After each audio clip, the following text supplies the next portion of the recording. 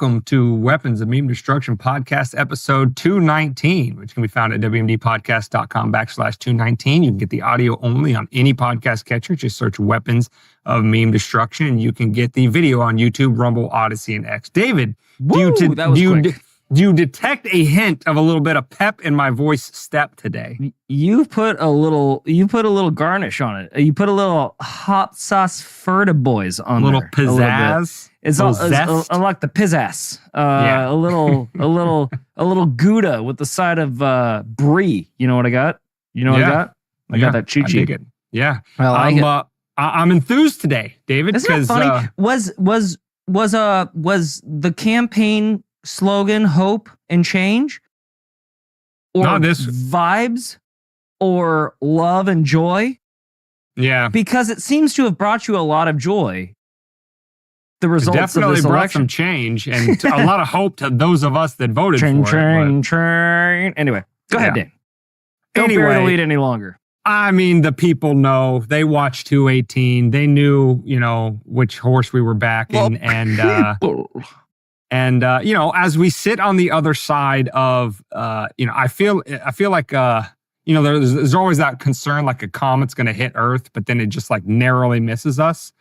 I feel like a movie. It's like a movie. It's like Armageddon. You're describing Armageddon. Yeah. Only this time, Bruce Willis wasn't on the ballot, but another Hollywood A-lister was. Dane. Yeah. Yeah. Several of them. Hollywood A-lister. On the wrong side. Well, at one point. So yes, as a matter of fact, I want to cheers to 47. Oh, I felt the dad mug was appropriate because I was voting as a dad. Now that I actually have another generation to worry about, and we were right. We were more right than somebody we're going to play for you in this episode. Are we a political analyst of sorts? Are you going to leave me hanging here? Oh, for the cheers? I mean, I'll hold this up all day long. Tink. Tink. Okay. Yeah. Okay. You have to drink it now, you dickhead. Oh shit! Sorry. Jesus. It threw me off. I know. Bad luck. Whatever. Anywho, you're not an in the moment kind of guy. No. I'm way too scripted. What was I going to say now? Oh yeah. You said you voted as a dad, and for dad issues, so like dad bods, you just want everyone to accept the fact that there's only flab. Like bad jokes. You just want bad jokes to be accepted at all times. Of course. And you want to be able to walk down into any living room at any given moment and say, hey, shut the fuck up, and not have any retribution whatsoever. I feel like those were the three issues that really hit home with it. The thermostat being turned up by a half a degree. Don't mention the thermostat. I was trying to stay on a good end. Mowing the front yard and my white, grass green stain New Balances. Not wearing a shirt, coming down, picking your belly button to your daughter's first boyfriend. Yeah, I got that. I got it on lock. Shit like that. But no, I have another generation to worry about, and God willing, have grandkids at some point in the future. And the way, and I'm gonna, full credit where it's due, without fully rehashing his argument. But I just heard earlier today, Dave Smith on Tom Woods, which I think it was recorded before the election, but a point that he made, which I thought was super clear, and it should have made it into our episode 218 if I would have thought about it, is it's not so much a vote for him as it is a vote against her. And it's not so much a vote against her as it is a vote against allowing to happen what they tried to make happen. And what they tried to make happen is they tried to show the American people that they could just pick any empty suit they wanted. Ham sandwich. Ham sandwich. The most hated, probably even more hated than Hillary Clinton in 2016. She couldn't even win a single primary, didn't even make it to Iowa in 2020 when she ran in the Democratic primary. It's the most hated, lowest voted vice president in American history. And I mean, just, it's not a super smart sandwich. If not diagnosed retarded, like as close as you can get to being clinically diagnosed. The best sandwich that's ever made. The string pullers behind the scene, David, shut up. The string pullers behind the scene, what they tried to pull off is say, we can give you anything and you'll take it. And we're going to keep running the show as we've always been, no matter what happens to you or what you care about. that could not be allowed to stand. And at least for one more election, we've staved it off and told them, repudiated them, and said, no, you're not going to do that. We're not going to accept any empty suit. And we're definitely not going to accept the whole smorgasbord of, constitutional violations that she represented. So we're cheersing to that and to a hopefully brighter future. Perhaps if she had worn a dress instead of a fucking pantsuit like Clinton, she would have won. Anyway, that helps. Yeah, I just don't. I'm not going to rehash what they did. We did plenty of that in episode 218. But yeah, it just seemed like. I think that this election showed. First of all, I want to pat us on the back because I believe you were doing the same thing that I was doing. Is that everybody I had a conversation with was saying that, oh, it's a tight race. It's like, I don't think it's as tight. I don't think it's as tight as you think it is. And they're like, no, the polls. I was like, when's the last time you took a poll? When's the last time anyone took a poll? Where do these polls come from? Do they just pull them out of their fucking ass? And it seems like they do, as we're going to show a video of here in a second. It just seemed like it was all, I feel like, and follow me on this one day. Track with me. It feels like the Democratic Party for years now had gotten away with, we'll worry about tomorrow. Tomorrow, we'll say what we have to today to get to tomorrow. We'll make it right tomorrow. It doesn't have to be right tomorrow. It just has to be right today. And we'll worry about tomorrow. And they did that all the way up until Biden shit his britches on live TV. And then they had to go, well, maybe he is a little mentally unfit. And then they had to do that all the way through her campaign. They had to say she's the smartest, bravest, most colored, most feminine president that anybody. She's got the gauntlet. She's got the Thanos gauntlet from fucking Avengers. That's how powerful she is. That's how good a leader she's going to be. And then all the way up until, as we said, probably 5 p.m. on election night, they were touting that, it's going to be a close one. Oh, it's going to be a nail biter. Ha, ha, ha, ha.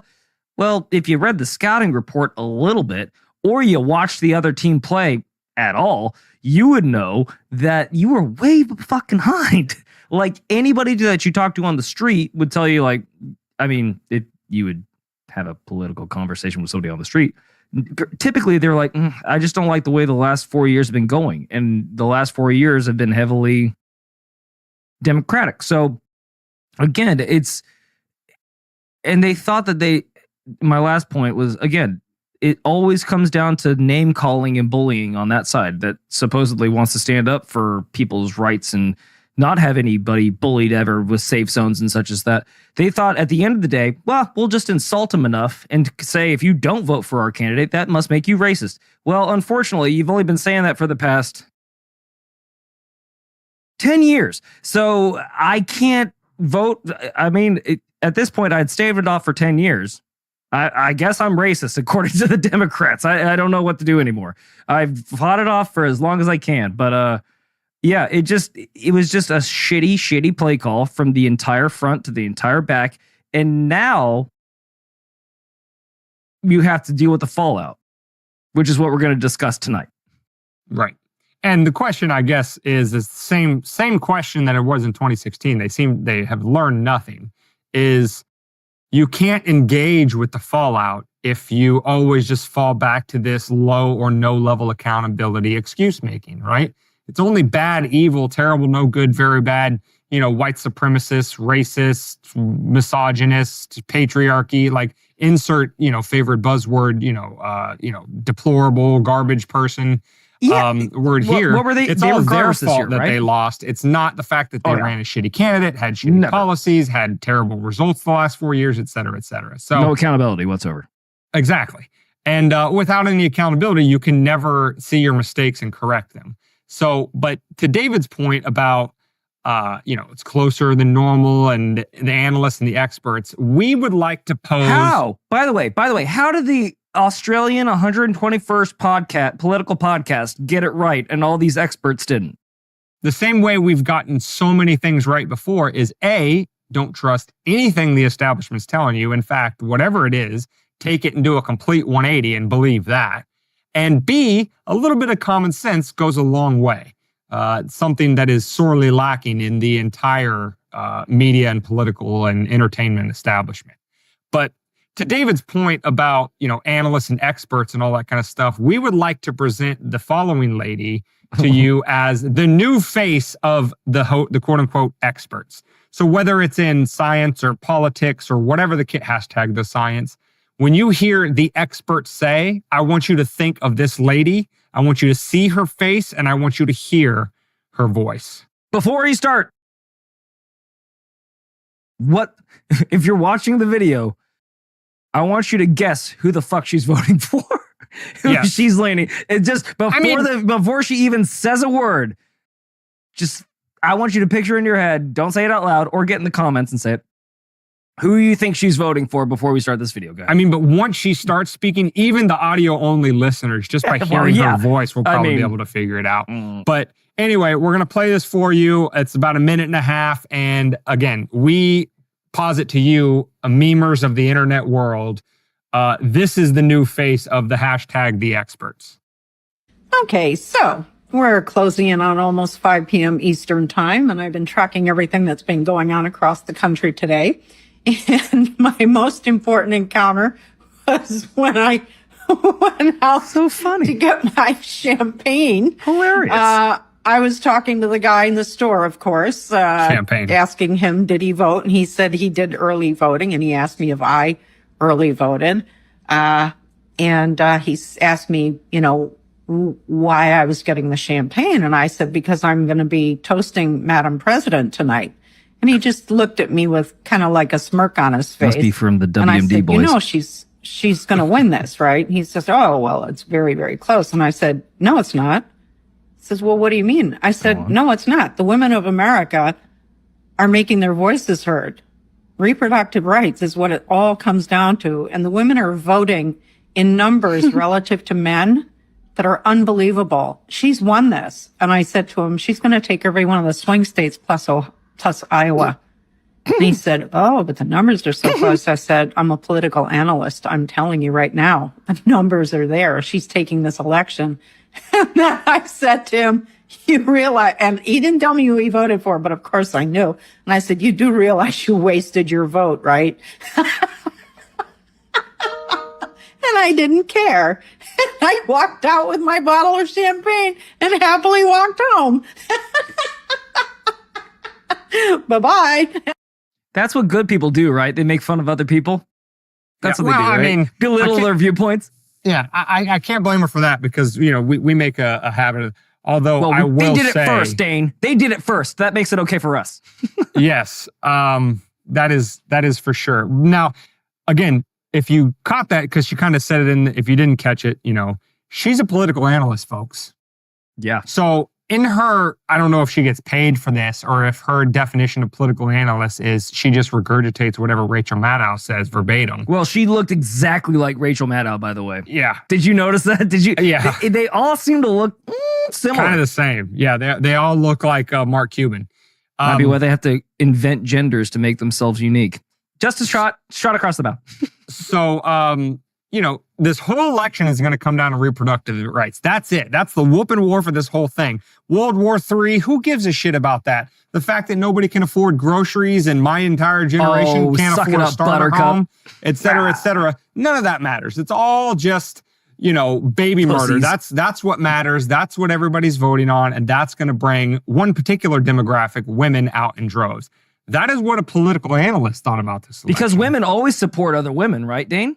Of course. That's all they do. That's why the WMBA is so successful. That's why the women's soccer league is so successful. Duh. Yeah, I mean, David. Now that we know what the election results are, tell the people a little bit about that 4B movement. Oh, I could only touch the hash points, but the 4B movement is it's very interesting.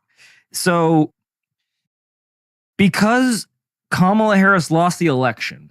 The feminist movement, I forgot the name of a 25-year-old from Boston, or was it Philadelphia, or God only, no, I think it was DC. I think it's the DC area. Anyway, she thought it was a good idea because Donald Trump got elected, to start a movement amongst women to not date men, procreate with men, take the pill, and join self-defense courses to fight back against misogyny, I guess, because another male got voted for president. Is that the reasoning?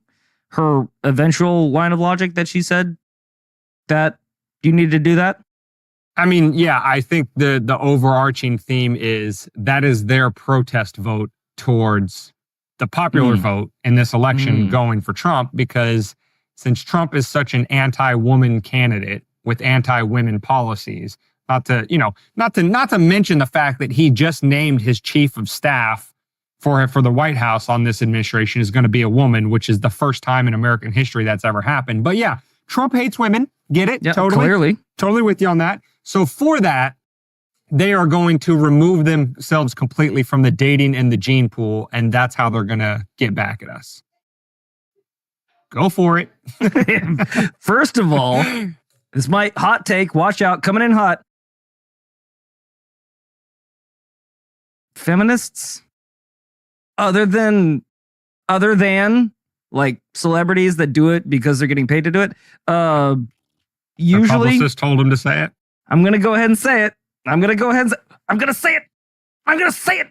Well, we didn't want to fuck you anyway. So go ahead. Go be celibate like it was a choice anyway. Go ahead.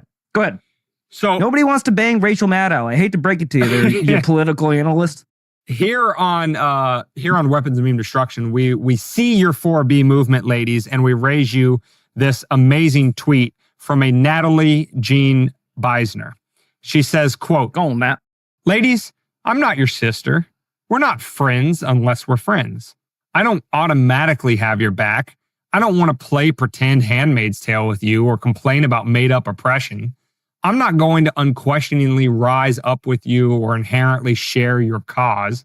I don't feel some kind of special bond with you or feel safer with you than I do men just because our genitals look similar. Frankly, when and if the shit ever hits the fan, I'd rather be with the men. Please fuck off with your weird, dramatic psycho sisterhood bullshit." So, we say a lot of stuff about feminazis on this podcast, and I know how that can come across with two male hosts and blah, blah, blah, blah, blah, but let's just suffice it to say in fairness, they've said plenty about us too, so. Suffice it to say, with that tweet, my only reply to that tweet that I just read is... golf clap. I'm with her. Golf clap. Well done, Natalie. Well done, Natalie. Well done. They're not all psychopaths, and some of them can think outside Most of them aren't. Let's just say that. There's some bad out. There's Exactly. a lot of good people out there. Right. It's always the small and loudest minority that gives a bad name to the rest of them. And that's with any group. So good on Natalie for being an individualist and not thinking in these sort of monolithic, group think sort of thought processes. So for those people that did vote ham sandwich, they're definitely going to follow this rule. You have to follow this rule if you voted ham sandwich, because you clearly can't think for yourself. Now, can you, Dane? No, of course not. No, not in any way, shape, or form. Now, and this is mainly for our non-domestic listeners of the podcast, because I feel like our American audience and probably our non-American audience has followed it pretty closely too. But in case you haven't, Trump absolutely wiped the floor with Kamala, not only in terms of the Electoral College, but in terms of the popular vote. Because if you'll remember back to 2016, the big refrain was, and it's been ever since, is we got to eliminate the Electoral College. Bunch of old dead white guys, instituted this system, and it's stealing the voice and vote of the people and blah, blah, blah, blah, blah, blah, blah, blah. Because don't you know, Hillary Clinton won the popular vote by something like 2.9 million votes. But Trump's the president because he won the Electoral College. And this is just stupid and we shouldn't do this and this is anti-democratic and blah, blah, blah. We've covered the Electoral College repeatedly. We acknowledge it's anti-democratic, and that's the point. Because the founders were worried about unchecked popular democracy because they'd seen it in Greece and many other, societies all throughout history up to their point in time, and they could see how democracy can be abused. So the Electoral College was a check on that, a break, if you will. Anyway, the other side, as you may well know, is very democracy is sacred, right? They're constantly screeching about the threats to democracy and Trump is Hitler and blah, blah, blah, blah, blah. Well, Trump not only won the Electoral College this go around, he won the popular vote by almost more than double the amount that Hillary Clinton won the popular vote against him in 2016. So I don't know what kind of argument they're going to come up with this time about democracy didn't work or whatever the case may be. But we're going to play a clip for you here from Colbert and, and then talk a little bit about this whole democracy is sacred crowd and how I can't have anything. Suffice it to say, they're not bringing their best. But before we bring in Colbert, David, anything to say on that general topic? I can't have anything, Dane. That's what I want to say before what you can you air not this have? Fucking thing. Oh, I can't have anything nice. Everything gets ruined. Like Colbert. I used to be a huge Colbert fan, and that I know why he's doing it. We all know why he's doing it because he has to do it because it's on a huge network that won't allow for public opinion, which again doesn't seem very democratic to me. But that's fine. That's fine. If you want to run your business how you want to, by God, go ahead, Dane. I got to say, David, for Colbert, not that, Colbert Show was the only reason you liked him. I know there's other voice and cameo performances that you liked of him. But I will say... And he was on The Daily Show, too. He is hilarious on The Daily Show. Right. But the Colbert rapport was kind of what launched him to what he is today. Correct. To any extent that anybody could argue that his career is better today than it was then. But we got to remember, right? The Colbert Report was a Democratic leaning. Yeah, of course. Yeah, it was a caricature of conservatives. Correct. Yeah. So, he always had this in him, even though we appreciated his comedic value. Back when the Democratic Party made sense, a little bit of it. Like, I was more behind than today. I was Democratic at that point. So, anyway, let's see about Colbert being concerned about the fate of democracy after this election. I wish, you wish, so many of us wish this hadn't happened, but that is not for us to decide. This is a democracy. That's democracy with a capital duh. And in this democracy, the majority has spoken, and they said they don't care that much about democracy. So, David, what's something that jumps out to you that's wrong with that little snippet of his monologue? Well, he was obviously going somewhere with a bit, and it was probably going to be funny. Actually, no, it probably wasn't because nothing's funny on those shows anymore because they all have to commit themselves to laugh tracks because they can't come up with anything funny because remember, they canceled funny on that side. So they can't say anything edgy ever again. So anyway, what I'm saying is he was probably trying to be funny and he was going to hit him with another line and a line off of that and a line off of that. As I mentioned in 218, I watched a Jimmy Kimmel monologue where he basically said, if you're a Republican or if you're voting for Trump, you're stupid. And here's all the reasons why. And he gave all the gaffes that he's had over 9 years. And I didn't laugh at a single one of his jokes, to be honest with you. Now, again, I always think that, I don't know, the hypocrisy abounds. So you're saying that democracy is only democracy if your side wins. Yeah. Which we've been banging that drum on this podcast for a long time. Again, you doth protest too loudly. He who smelt it dealt it. I don't know what other terms you want, but again, if you're supposed to win with humility and lose with grace, and when you're playing the game right, you do that. When you play the game wrong and you lose anyway, this is what you get. You're going to get this in not bearing the lead any longer. We're going to get progressively more aggressive with the post-mortem of their loss on the left. And it gets to be ridiculous at a certain point. But go ahead, Dane. That was my 2 cents on the Colbert shenanigans. Yeah, I mean, this and late night in general, to be honest with you. Sorry. Yeah, this meme kind of encapsulates the whole thing about how the democracy is sacred screechers really view the whole thing.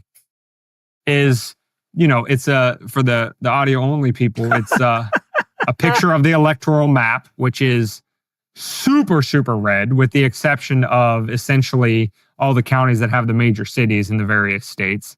But I mean, it's a complete, God damn. Not to bring up the bloodbath hoax. It is a complete bloodbath in the sense that Trump just absolutely wiped the floor with her. And on the top, it's got, the View saying, get out the vote. And then the election doesn't go the way they wanted. And then their faces are all the screaming, crying meme is like, not that type of vote kind of thing. It's like, they push and push and push. Vote, vote, vote, vote, vote. It's so important.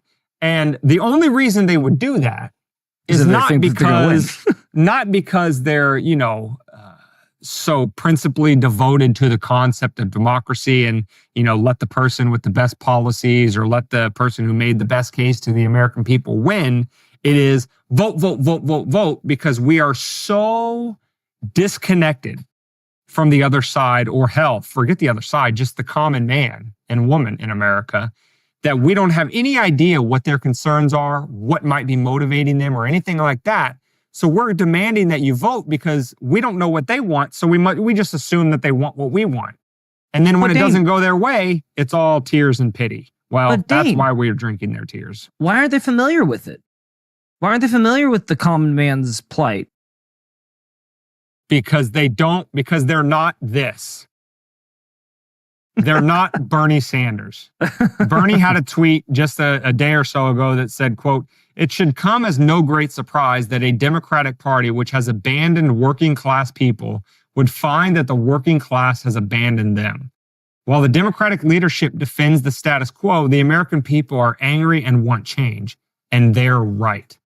If you want to call it broken clock, being right twice a day, or credit where it's due, whatever you want to say, that is exactly right. Bernie in that tweet is the attitude that the entire Democratic establishment should have. But as we said on 218 and in many episodes before that, they don't have that attitude because they don't care what your opinions are. They don't care what's impacting you in your daily life. They don't care that your life is harder today than it was 4, 8, 10, 20, 30 years ago. They just know that they're the experts. They need to be in charge. Regardless of how many times their policies fail or make your life worse, they have a mandate from heaven to be in charge. They are worse. Even though they don't believe in God. They are the worse than the monarchs of medieval Europe. They truly believe, again, like David said, even though they don't believe in God, that they are, divinely inspired and should have power for all time, regardless of what your opinions are. And until they take the opinion and the tack that Bernie expressed in that tweet, they will never change and they will never learn from these lessons. Dane, I'm going to challenge you here. Get that people don't forget meme, people don't forget clip. Get it ready because you're going to have a lightning round. Hit me with it. And if you think we're lying, you remember East Palestine, Ohio? Hit me with it. People don't forget. You remember Hawaii burning to the ground? Hit me with it. People don't forget. You remember Helene that happened 2 weeks before the fucking election? Hit me with it. People don't forget. Yeah, people don't forget. You also know what they don't forget? You sending $60 billion to Ukraine. Hit me with it. People don't forget. Multi-billion dollars to Israel. Hit me with it. People don't forget. All I'm saying is, or Putin blowing up his own fucking pipeline that turned out not to be true. Hit me with it. People don't forget. Fuck yeah, I thought I got you on the last one. I don't have to even, that's just off the top of my head. Keep it going. No, but I think we've beaten that horse to a pulp, not death. But but no, I mean, all I'm saying is to hearken on to it. The reason they didn't see this coming, and they should have seen it coming from a mile away, was Dane's point, and I wanted him to get it. He took a while to get there, but he did eventually. That train did pull into the station. They didn't care. They just showed up like they do every 4 years. They placate you. They tell you what you're going to do. They say they give a fuck, even though their track record looked horrendous at this point. Pay no attention to that. And then we don't give enough of a fuck to really give an actual candidate, because we could do like a mock, really quick trial after, we had told you that Biden was totally fine, and then all of a sudden he wasn't. Hit me with it. I thought People don't forget. There we go. I knew I would get you with that one. So I told you had to be on your toes. Son of a gun. You son of a bitch. All I'm saying is, like, they could have done the right thing. Even then, they could have totally tracked back and been like, okay, we could run a really quick DNC, find out just online. We could do something, but we'd have to give the money back. But they said, that's so much fucking work. You know what? We'll just make them vote for Kamala. Here you go. People don't forget. Pin this piece of shit that had a 20% approval rating in the vice presidency. Hit me with it. People don't forget. I caught him mid-drink. That was not fair on me. I saw weakness and I attacked. Anyway, that's my point, is that everything you did was insulting to the voters that you were trying to win. And all the way to, we could see you getting if you think they didn't know they were about to get their asses kicked, watch how desperate everyone that was talking for them sounded at the end. Obama, the most composed orator of our time on their side, basically called every African-American male that wasn't voting for Kamala misogynist. Hit me with it. People don't forget. So when Trump won the black vote, that's on you. When the Latinos that you've been voted for Trump, that's what you get. You don't listen because you don't care. You should start caring, seeing as you're the side that says that you care the most. Just saying. Yeah. And, I'm glad you bring up that point, because this is another big talking point that the Joy Behars and the Colberts are going to bring up is, the only reason Trump won is because of white rage or misogyny or white supremacy or blah, blah, blah. The sun was in their eyes. They didn't want to vote for the woman, blah, blah, blah. Or there's, retribution, all that kind of stuff. And again, if you examine the numbers for 5 seconds, all of those narratives fall apart. Trump won the Latino vote, won 36% in 2020, which was better than any Republican candidate had ever done up to that point. And this go around, after all of the lawfare, after literally convicting him of felonies, after the, Russiagate, I don't know what number we're on, 1.0, 2.0, 3.0, after everything they've said and done, he won 45% of the Latino vote, 54% of just Latino men. He made massive inroads with the black vote in general, but specifically, again, with black men. I saw some polls, before, I don't know if this held up during the election, but he was winning the Arab vote by like 47% to 45%. All of these demographics across the board, and in particular, all of these non-white cis men demographics. I don't know if cis should be thrown in there, but all of these demographics that they tell you the only reason he won is because of outraged white men. That's a lie. And they know it's a lie. And so when they try to tell you that Hitler is now installed, Nazism has come to America, that democracy is dead, all of their sort of fear porn scare tactics that they tried to use to get you to not vote for Trump up until 2024, when they try to double down and triple and quadruple down on that, just know that in this election, he dominated, forget the Electoral College for a second. He dominated the popular vote by, like I said, almost more than double the margin over what Hillary got over him in 2016. And he did it by winning minority votes. He did it by listening to and caring about the concerns of the common person. Because not every person that lives in, Manhattan or in the middle of LA that is black, Latino, Arab, female, pick your poison, is, some, high society establishment elite that is going to line up hook, line, and sinker behind Kamala, like the Clinton, Bush, Cheney crime families, right? These are normal, average, everyday people. They are Americans, just like you and me, just like the boys on the Weapons of Immune Destruction podcast. We don't share a skin color. We may not even share an identical cultural background. We may not share a lot of things, but we are average Americans who have been gravely injured by the policies and actions of the other side. And all they had to say to all of those people Not just to us as straight white males, but what they had to say to those people too is, if you vote for him, you hate your daughters, you hate your wife, you're probably a closeted white supremacist. Or if you're not, you're such a stupid minority that you would, vote against your own interests by voting for Trump. That's all they could say to those people. They couldn't sit there and say, okay, we understand your life is a little more difficult now, and here's how we're going to change to make it better. They didn't even bother because, again, they are not listening. They don't care.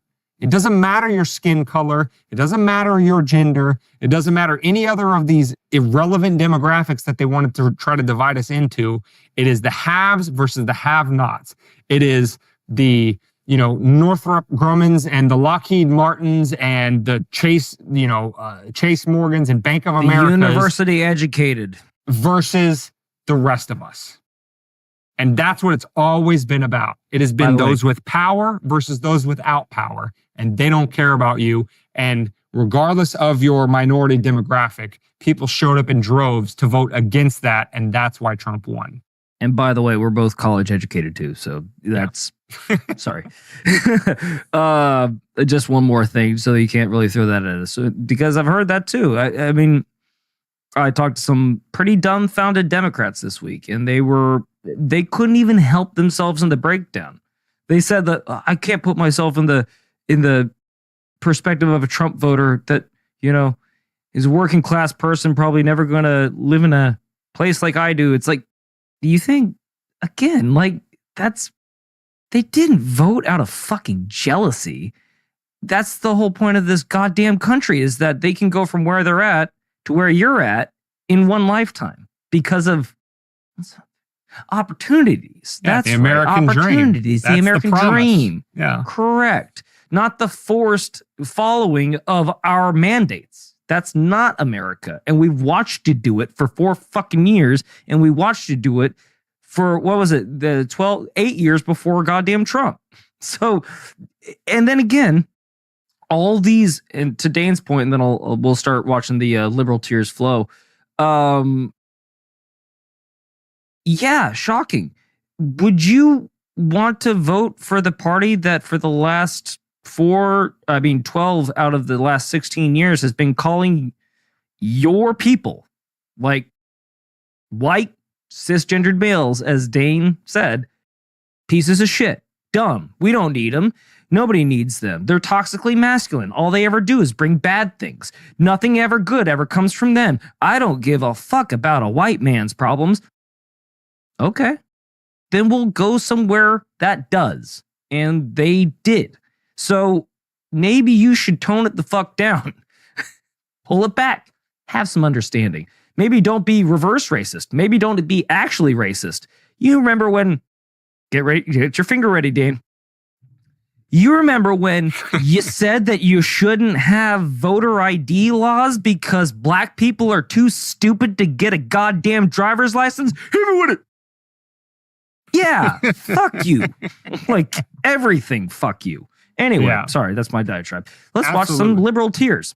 And, just with a little throwaway, this is for, I don't know how big of a sliver of our audience would self-identify as libertarian, but in episode 218, when we sort of, made our case for why we were going to vote for Trump, and that didn't at all betray our libertarian ideals and principles, we did kind of mention how astray the Libertarian Party, again, not the leadership. The Mises Caucus leadership is great. And if they could, herd all of the libertarian cats and get that party to actually be more libertarian, that would be great. But because of the intra-party revolt against that leadership, the delegates for the LP nominated Chase Oliver, a pro-COVID mask mandates, pro-COVID lockdown, pro-transitioning the kids, anti-Rand Paul, cheering Donald Trump being kicked off of social media when it happened a few years ago. That's the candidate that they put forward, the alleged, standard bearer of libertarian principles.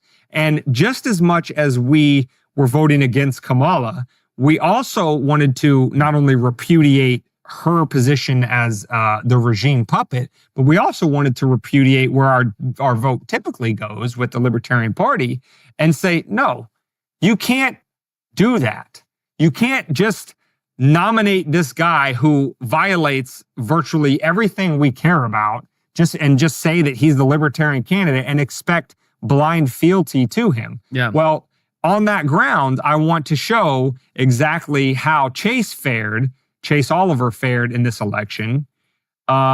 He finished in 5th place behind Robert F. Kennedy Jr., behind a candidate who very publicly dropped out of the race and repeatedly told people not to vote for him, did Robert F. Kennedy Jr. And Chase Oliver couldn't even get more votes than him. Now, listen, to the LP rank and file, not Angela McArdle, the chair, not Michael Heiss, the sort of, nominal leader of the Mises Caucus, not, the people that are actually trying to change the Libertarian Party and make it libertarian again. I'm talking to the rank and file. Libertarians libertarian again. Yeah, I'm talking to the rank and file, the delegates who thought that Chase Oliver was going to be a great pick. You've been just as repudiated by this election. You're fucking fired. As Kamala Harris and the Democrats. And don't blame us for it. It's not because we sold out our principles. It's because you have taken these abstract ideals to such a far extreme that you would jettison everything that it means to be libertarian.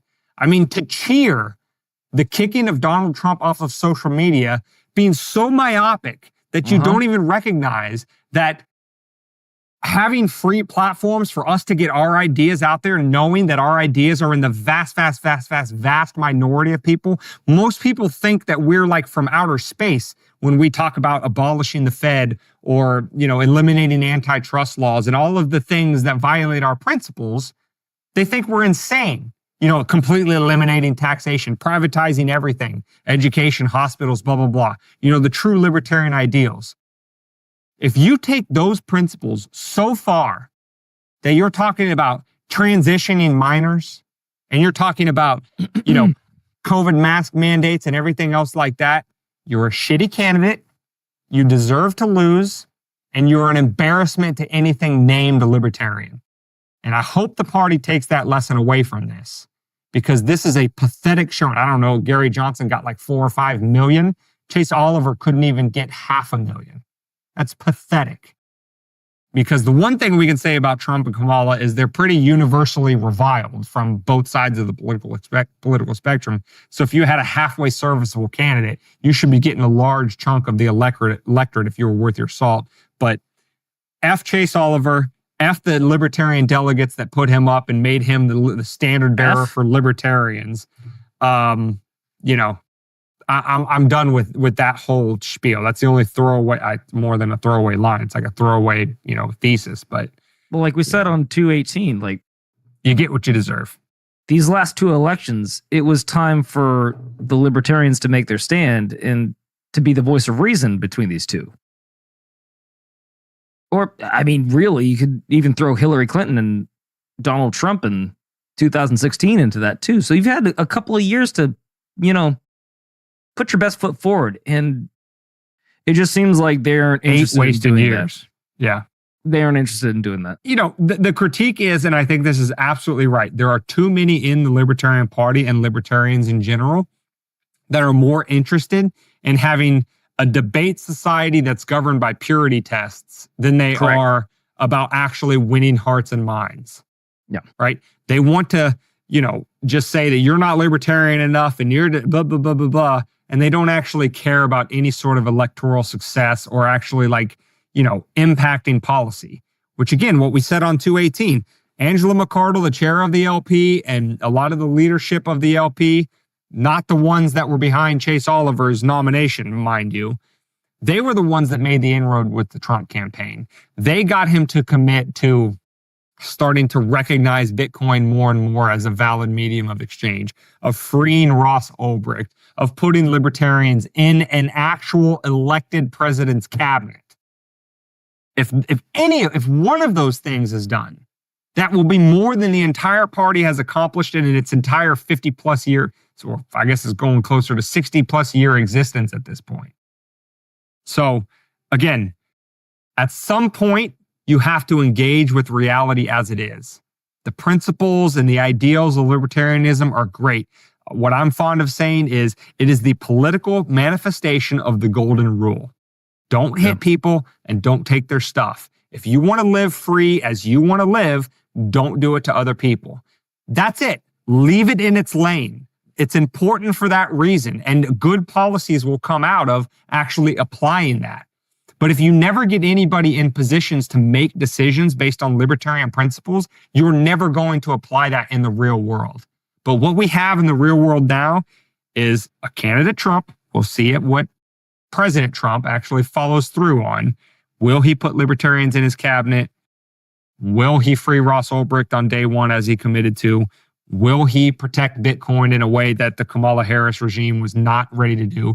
Will he start to institute some checks and balances on the Federal Reserve with the help and advice of Ron Paul? It remains to be seen. But the point is, we have more of a chance as we sit here today than we ever did with Chase Oliver as a candidate. And that's the on entire you directly. Yeah. Right. That's on the Libertarian Party directly. For sure. The people that run it.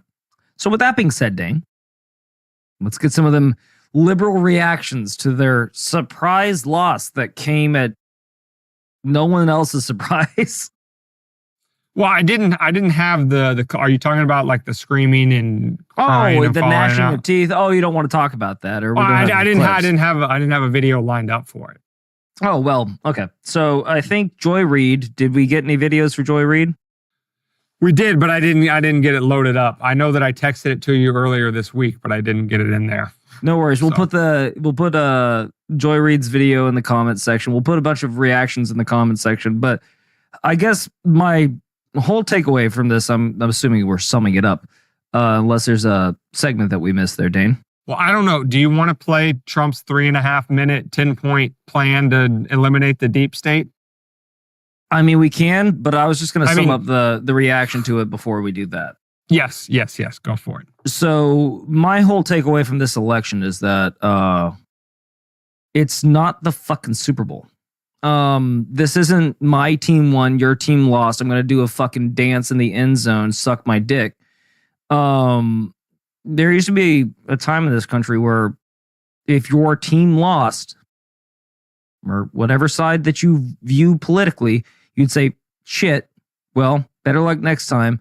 I hope this guy is really good at his job, because that's actually going to affect all of us, and we should all be on the same wavelength because we're in the same country. It's such a weird concept to think of.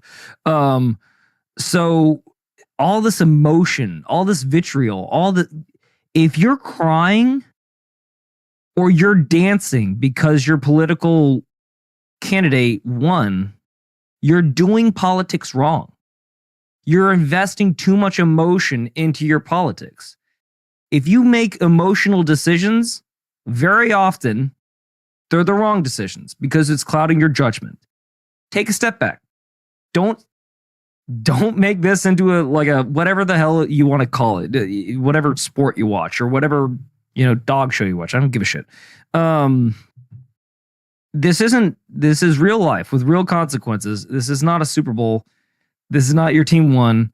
This is a nice step in the right direction, and maybe some hope can come from it because it's a change from what we've seen. But as far as the battle's not over, now it's just begun. Now we have to start working our way back to becoming an actual country again, not this fucking divided in two directions. I'm right because I voted mine, and you're a bigot because you voted yours. No more of that. Now we need to start, like Trump said in his acceptance speech, let's start moving together again. Let's start coming a little bit closer instead of always growing apart and driving more lines into it. That was my takeaway from it. Yeah. And, I appreciate the filibuster and the reminder because that allowed me to find the Joy Reid clips. So let's, this is Joy on election night. You those of you that are longtime fans of the show might remember Joy. She's a habitual line stepper. She is a habitual line stepper. And so with that being said, let's hear what Joy had to say about in terms of placing blame on election night. Just a couple different clips from her. Black voters came through for Kamala Harris. White women voters did not. That is what it appears happened in that state, is that if you can't flip enough white women, and we've talked about this on this set numerous times, is that you have a state where you've got a 6-week abortion or a 12-week abortion. I think theirs might be 12 weeks. Yep. But it's a state where women lost their reproductive rights, where there was a very heavy push to get women to focus on not putting in place, electing, putting back into the White House the person who was responsible for taking those rights away and restoring them. But that message obviously was not enough to get enough white women to vote for Vice President Harris, a fellow woman. This will be the second opportunity that white women in this country have to change the way that they interact with the patriarchy. Which, first of all, I want to say a couple things about how absurd that whole clip is. First of all, I don't know how she could possibly know, as she sits there with the tabulations just rolling in, what sort of inside knowledge she has to know the exact demographic breakdown of black versus white votes in a particular state, to know that the reason why he won is because white women in particular didn't vote for him. And the second thing I would like to point out is when she says, black women or the black vote in general turned out and helped Kamala and all of that kind of stuff, I would like her to place a percentage on that. Because if Trump won more of an overall percentage of the black vote than he did in 2020 and more than he did in 2016, where's her dividing line, right? So if he only wins 10%, I'm just throwing out random numbers. I don't know what they actually are off the top of my head. But let's say he wins 10% of the overall black vote in 2016. And let's say that percentage goes up to 15% in 2020. And let's say now he gets 30% of the black vote. So did the black vote turn out to help Trump's opponent when they were at 10% or 15% or 30%? Because every time, despite all of the Joy Reid race-baiting nonsense about Trump is this white supremacist and he hates black people and blah, blah, blah, blah, blah, every single election, 2016, 2020, and 24, he gets a larger and larger percentage of the overall black vote. So where's her threshold? At what percentage of Trump winning the black vote has the black vote not, quote unquote, turned out for Kamala or Joe or Hillary? Again, she'll never answer that question because that's not the point. The point of her rhetoric is the division. The point is exactly what it's trying to accomplish, which is you're black, hate Trump and anybody that's white because they hate you, they don't share your ideals, blah, blah, blah, blah, blah, which is complete and utter nonsense that is of such a gross and grotesque race-baiting nature that it is disgusting that this human being is allowed to continue to spew this divisive shit on any TV, let alone a mainstream media platform week after week, night after night. Because that's her only goal, is to divide, and it's gross. It is the exact opposite of what David was just talking about whether your side won or lost, it's time to come together as Americans and make it better for all of us. That will never be Joy's mantra because it's all fear, loathing, hate, and envy from her. Well, and she wasn't quite done there either. There's also another clip of her calling the whole state of Florida racist. So that was pretty fun on Joy's behalf. I don't know how. I believe I have that clip. Do you have the clip? All right, cool. I believe I do. You need me to I don't know filibuster a little bit longer? No, I don't know if this is the right one, but I will pull it up and we will see. It's a pure Project 2025 in miniature in Florida. And that kind of extreme, sort of extremist, right-wing, fascist type government in Florida, does that make it a more attractive place? Hey, Dane, people voting with their feet, Joy. I'd say Florida's pretty goddamn popular.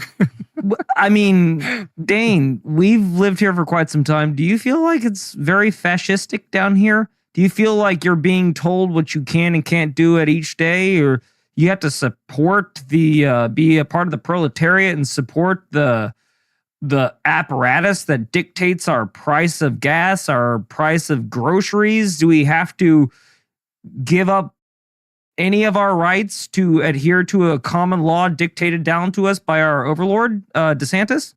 Not last I checked. But again, we might not notice it, David, because we're straight white males. So oh, that's right. I we forgot have about all all the that power and the privilege. Damn. Shit. I don't know if she spent any time down in Miami-Dade that went red, but there's not a lot of us down there. There's actually a lot more of the Latino I'm in the population. minority in Miami-Dade County. Yes. So, hey, Joy, is it still racist if a minority votes for the candidate at a higher rate? How are you gonna blame white women or white men for that one, Joy? I'll give you a moment. Take it. In fact, take a long moment. Why don't you take the next couple of years off and just fuck off for a little bit? Let the rest of us adults have a conversation and not just start pointing fingers at somebody for the color of their skin. There you go. Yeah.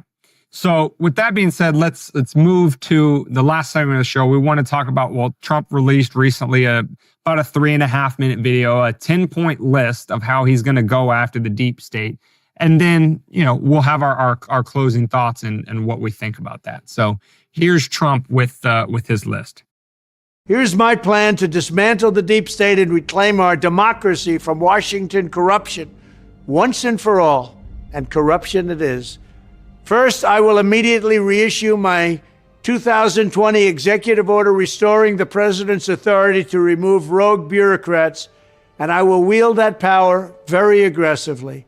Second, we will clean out all of the corrupt actors in our national security and intelligence apparatus, and there are plenty of them. The departments and agencies that have been weaponized will be completely overhauled, so that faceless bureaucrats will never again be able to target and persecute conservatives, Christians, or the left's political enemies, which they're doing now at a level that nobody can believe even possible. Third, we will totally reform FISA courts, which are so corrupt that the judges seemingly do not care when they are lied to in warrant applications. So many judges have seen so many applications that they know were wrong. Always ads. At least they Stop must adding. have known. They do nothing about it. They're lied to. Fourth, to expose the hoaxes and abuses of power that have been tearing our country apart, we will establish a Truth and Reconciliation Commission to declassify and publish all documents on deep state spying, censorship, and corruption. And there are plenty of them. Fifth, we will launch a major crackdown on government leakers who collude with the fake news to deliberately weave false narratives and to subvert our government and our democracy. When possible, we will press criminal charges. Sixth, we will make every inspector general's office independent and physically separated from the departments they oversee, so they do not become the protectors of the deep state. Seventh, I will ask Congress to establish an independent auditing system to continually monitor our intelligence agencies to ensure they are not spying on our citizens or running disinformation campaigns against the American people, or that they are not spying on someone's campaign like they spied on my campaign. He had to mention it. Eighth, we will continue the effort launched by the Trump administration to move parts of the sprawling federal bureaucracy to new locations outside the Washington swamp. Just as I moved the Bureau of Land Management to Colorado, as many as 100,000 government positions could be moved out, and I mean immediately, of Washington to places filled with patriots who love America, and they really do love America.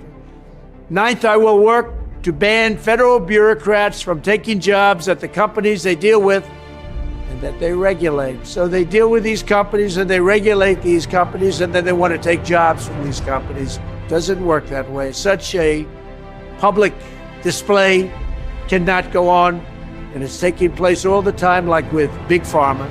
Finally, I will push a constitutional amendment to impose term limits on members of Congress. This is how I will shatter the deep state and restore government that is controlled by the people and for the people. Thank you very much. Now, So, I will say, Yeah. That's going to freak out a lot of liberals. It's like, say we told you. Say we told. I didn't hear anything like bad in there. Did you, Dane? I mean, and again, you're exactly right, because again, as we've said repeatedly, the liberals, or at least the Democratic Party, is so in lockstep with the regime, these nameless, faceless bureaucrats, these institutions of power, of unelected power that predominate in the federal government. They see an attack on them as attack on Democrats and liberals in general, because again, they see themselves as the highly credentialed experts that are entitled to run society. Great. So that's again a monster made up in their own minds, because he didn't say that he's going to go after Democrats or liberals in particular. He did say that he's going to stop the federal government and agencies from going after conservatives and Christians, which it is well documented they have done repeatedly. But he didn't say that he was going to go after to the Twitter files, by the way, his political opponents. He's going after a nonpartisan group of people within the federal government that have held unchecked power for far too long. He's going to break them up, disperse them across the country so they're not all centrally located in DC. And he's going to, try to either limit their power directly or at least provide some oversight from the People's House over in Congress to have our actual elected, actual names and faces that show up on our ballots that we vote for, have some oversight over these nameless, faceless people that we don't vote for. So yes, the Democrats and liberals are going to get outraged and they're going to say, see, this is what we told you. He was going to enact retribution or whatever. But again, he didn't single out leftists. He singled out bureaucrats. He singled out people in these agencies that have gone on unchecked for far too long. And if you're scared of that, I promise you're not scared of fascism or tyranny. Then you voted against democracy.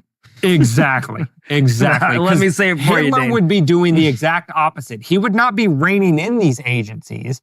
He would be saying, I'm going to make sure that X, Y, and Z individuals in these agencies, and then I'm going to ratchet up what they've been doing, but it's going to go against, my political opponents. What he just said there is he's going to eliminate or reduce as much power as possible from these agencies. That's not fascism. That's not tyranny. That's not dictatorship. That's the exact opposite. That's not collecting and protecting power. That's breaking up and dissipating power. So again, just another example. When you hear them say he's Hitler, he's fascist, he's this, he's that, he's whatever, he's exactly 180 degrees from that. Whenever those in power are telling you that it's not in your best interest for something to happen, they're usually lying to you, because it's not in their best interest for that to happen. 100%. So with all that being said, after this brighter tomorrow of an episode, which is not very, we don't get these very often around here, Dane. So where can they find this cheery episode 219 of Weapons of Meme Destruction podcast? Well, before we close out, I just want to say one thing. I jumped the gun, did I? It's just by a minute bit. Just one last closing thought. Son of a because if somebody first came to the same space on episode 218 and all they've seen is 218 and 219, they might be tempted to say, well, these guys are just Trumpers and they're just going to, defend and, be in his pocket for whatever he wants. And to that, I would say, listen to some older episodes, right? We've been very critical of both sides, as we will remain. And now stick around, because we're going to hold him accountable too. Exactly. Our work and the work of anybody that cares above all else about freedom and liberty for as many people as possible, our work begins now. Yeah. It's not with the election. That's not the end of the road for us. Now it is about holding the administration accountable. It's about saying, okay, you made all these promises. You said you were going to free Ross. You said you were going to protect Bitcoin. You said you were going to if not, eliminate it, rein in the Federal Reserve. You said you were going to, reduce taxes. You even floated the idea of completely eliminating income taxes. We understand there's things that are in your way. There's political headwinds on some of those issues. So we don't expect you to deliver on everything. But if we don't see good faith efforts in terms of who you appoint, who you put around you, the policies that you enact that move in a decidedly liberty, freedom-oriented direction, you can expect the same vitriol from us towards you, Trump, and your administration as we gave to Biden, to Obama, to Bush, Jr., to H.W. Bush. It's all the way down the line. You're going to get the business. We pull no punches. We will stay committed to our North Star, which is liberty and freedom, not to a particular political candidate or individual. So now the work begins for us to keep accountability in check and to make sure that the promises made are actually promises kept. Very good, Dane. Now tell them the 219 thing. Yeah. Do the 219 So with that being said, you can find episode 219 on WMDpodcast.com/219. You can get the audio only on any podcast catcher. Just search Weapons of Meme Destruction.